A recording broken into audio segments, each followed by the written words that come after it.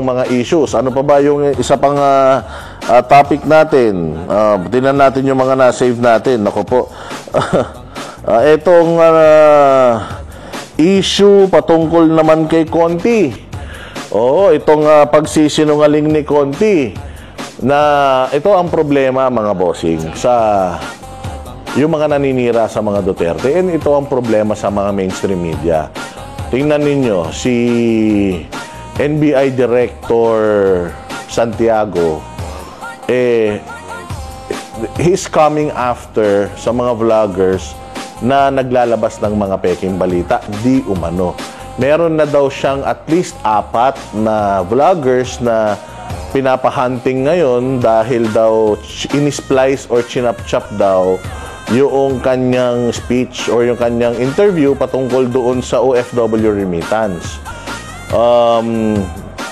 Meron daw mga sa ibang bansa at meron yung isa nasa Pampanga daw. Di nga natin alam. Sabi ko nga, si Brothers Travelers ba yan? Dahil taga Pampanga si Brothers Travelers. But anyways, the whole point here is, ang mga fake news peddlers sa Pilipinas, sa totoo lang, noong nasa Congress tayo, nung dinidefine kung ano yung fake news, hindi ma-define ng Congress. Hindi nila alam alin yung tamang balita, alin yung totoong balita, and hindi din nila, and kung tatanungin mo, sino ang magsasabi kung ang isang balita ay totoo o hindi? Meron ba tayong commission, fake news commission sa Pilipinas na magsasabi na ito yung totoong balita, ito yung hindi totoong balita?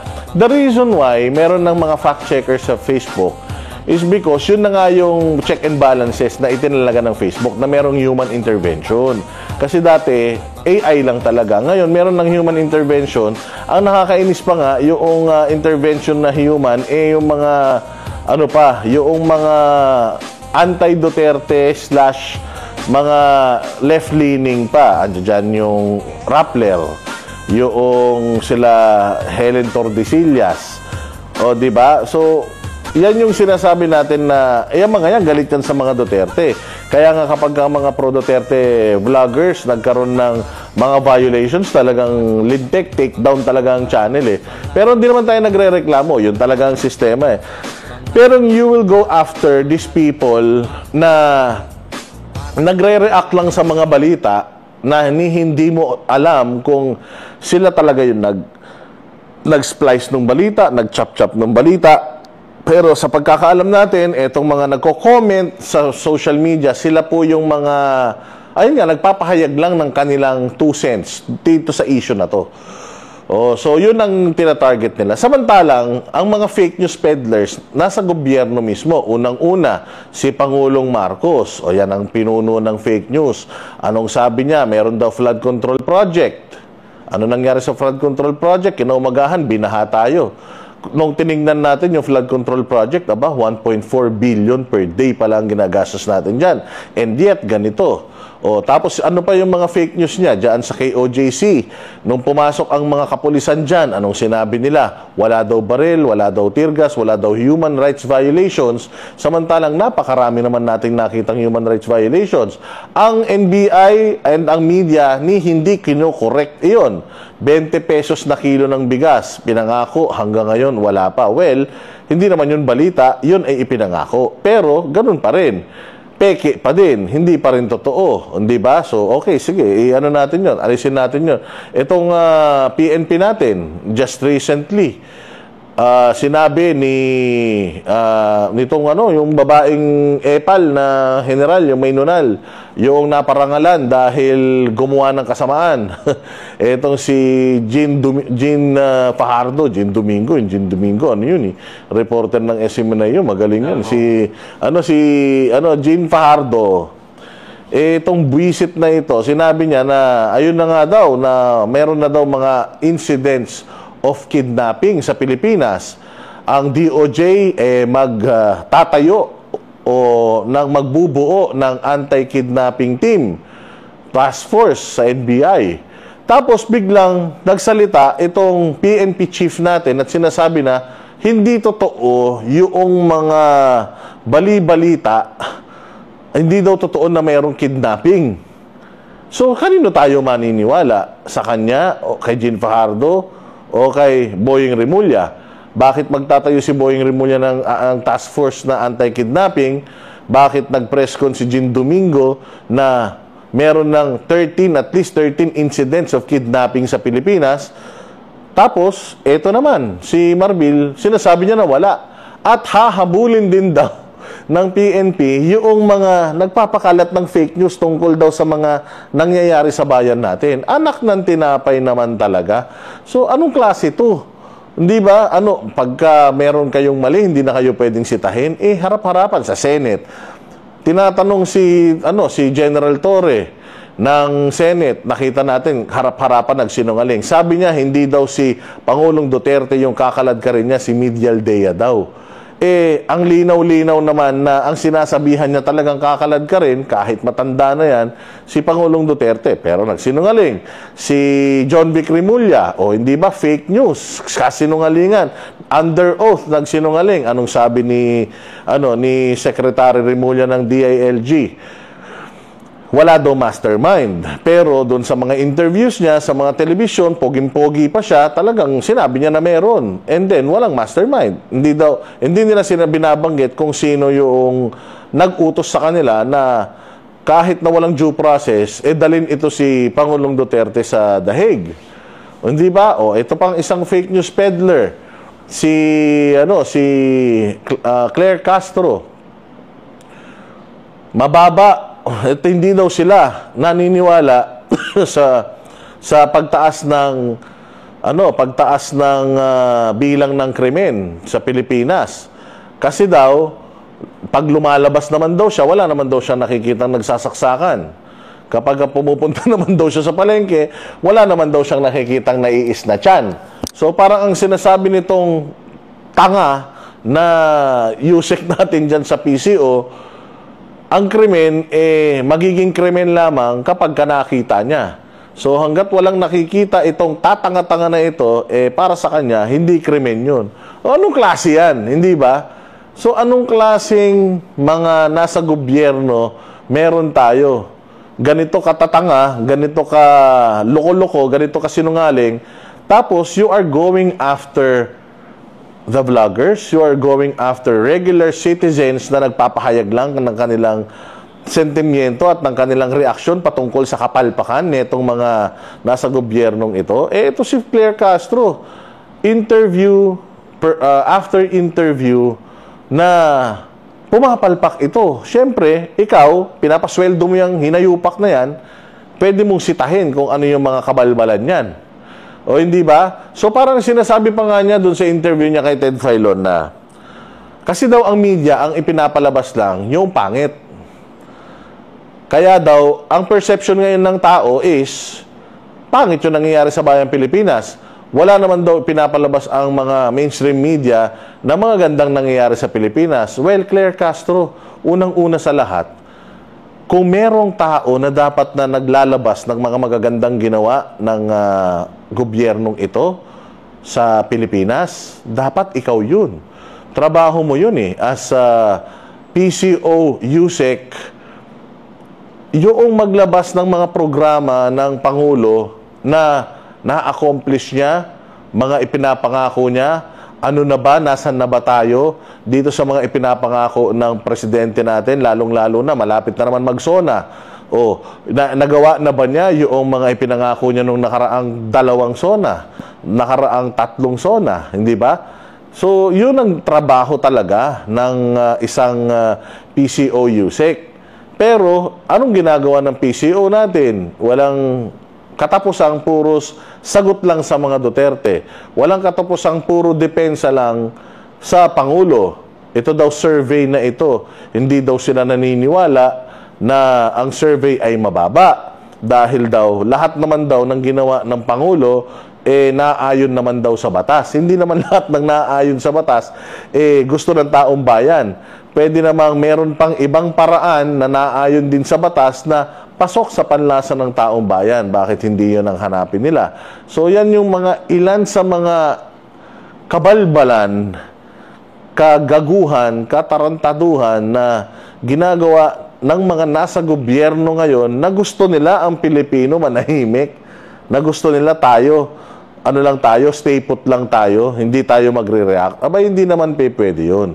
Oo, hindi naman tayo papayag na ganon, mga bossing. And hanggat may banateros, hanggat may mga DDS vloggers na willing isakripisyo yung kanilang seguridad, safety, and liberty para sa bayang Pilipinas, hindi tayo hihinto. Hindi tayo mapapahinto ng mga demanda na yan, ipatawag tayo sa Kongreso, or kahit na ano pang pananakot nila, chilling effect na gusto nilang i-establish, hindi tayo takot dyan. Kasi alam natin na nasa panig natin ang katotohanan at alam natin na tumatayo tayo sa prinsipyo natin. O hindi ba? Yan din ang isa sa mga nagustuhan ko kay Pastor Apollo Kibuloy, yung pagtayo sa prinsipyo na kahit na ginigipit, kahit na pinupolitika o anong unang ginawa sa kanya, ang KOJC, di ba? Yung SMNI, tinanggalan ng prangkisa, hanggang ngayon, wala pa din. May mga gawa-gawang kaso, binuhay, nakakulong siya ngayon. Kay OJ Siege, may 3 pang namatay. So kahit na i-finreeze pa yung assets niya, so kahit na ganun, ang ginawa kay Pastor Apollo Kibuloy, never siyang lumuhod. Never siyang nagmakaawa at never siyang kumampi sa mali. Yan yung prinsipyo na tinatayuan natin. Kaya nga kahapon, mga bossing, meron akong natanggap na isang invitation, or bago pala yung invitation na yun, meron pa palang isa. Itong si Conti, yung abogado na humahawak sa mga kaso ng 30,000 daw na mga biktima ng EJK ni Pangulong Duterte, na nung hinahanapan mo ng listahan, kung nasan yung 30 mil na yun, wala siyang mai-provide.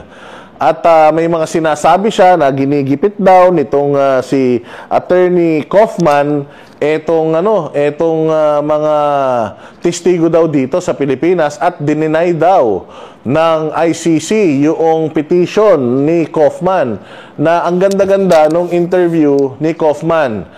Eto, papakita natin sa inyo. We didn't make a request which was rejected. That's a big lie. How do you respond to the ICC judge's rejection of your proposal?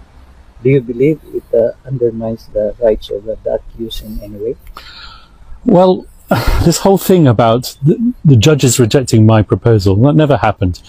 All that happened was that there were 2 activist victims representatives by the names of Joel Butian and Christina Conti, who made all sorts of assertions in the press that I had asked to restrict victims' participation in the process by limiting the ID documents that could be used. That never happened. All I was doing was I was relying on what the Philippine social security system requires for ID to be verified in the Philippines. What they don't tell you is that they were not accepted at this present moment in time to be representatives of the victims, rather the OPCV, which is the unit which is dedicated to representing victims at the ICC. So this is not a question of the judges rejecting something that the defense asked for. This is a response that the defense made to the VPRS, which is the internal court unit which is responsible for assessing victims' applications.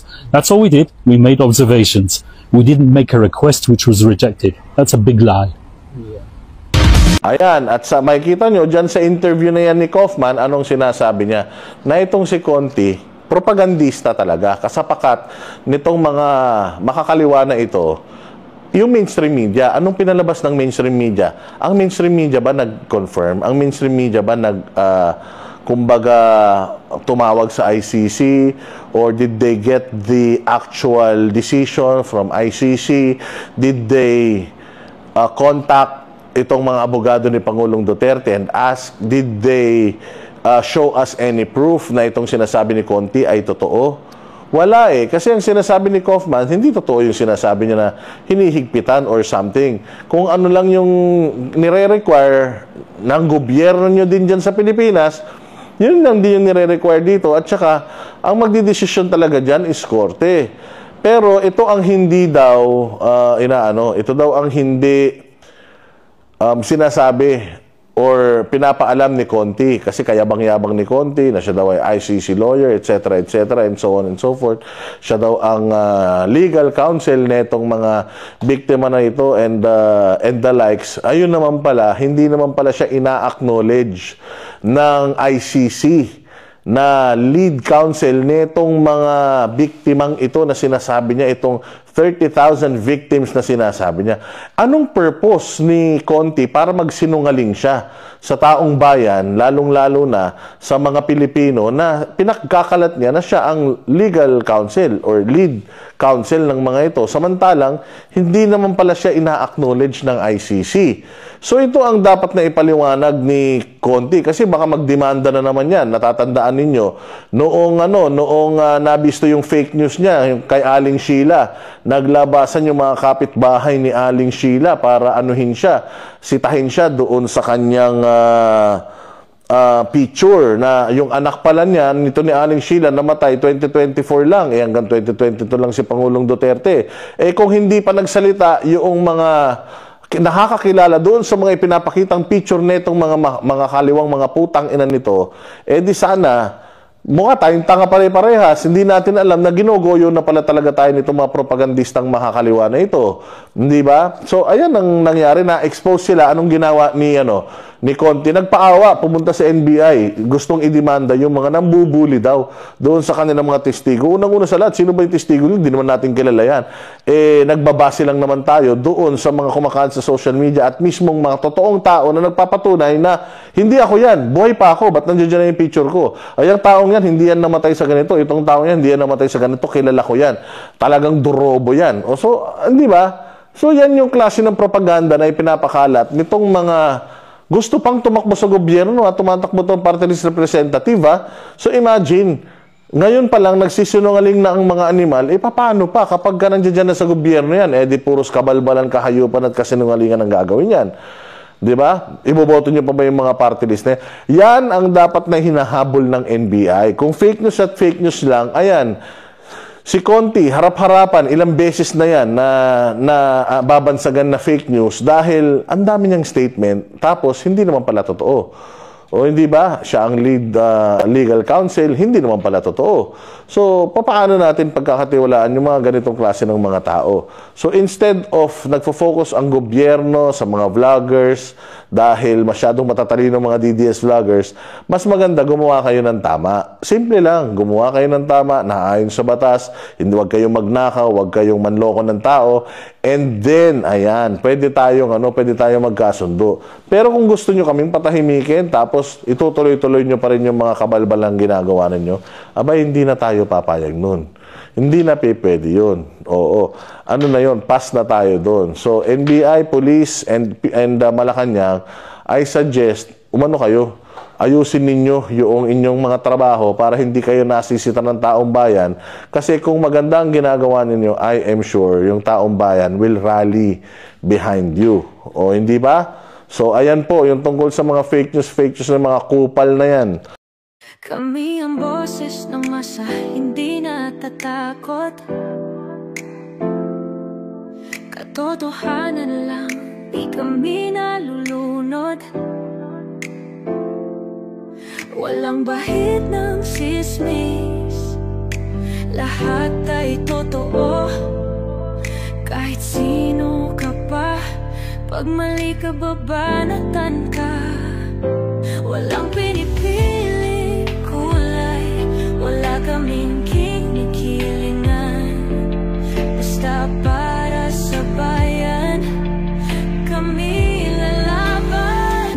Pag tama palakpakan, pag mali banatan, di matitinag, di matatakot. Para sa bayan, tuloy ang sigaw. Sa harap ng kamera, walang halong takot. Mga baluktot, lahat kayo'y tutumba. Ang hustisya at totoo, yun lang ang mahalaga. Kahit sinong harang, di kami matitinag. Walang pinipiling kulay, wala kaming kinikilingan. Basta para sa bayan, kami lalaban. Pag tama palakpakan, pag mali banatan, di matitinag, di matatakot. Para sa bayan, nasa tama ka, ikaw ay aming kasama. Pero pag mali ka, handa ka na bang mabasag? Banateros kami, walang inuunan, dahil bayan muna bago ang sarili.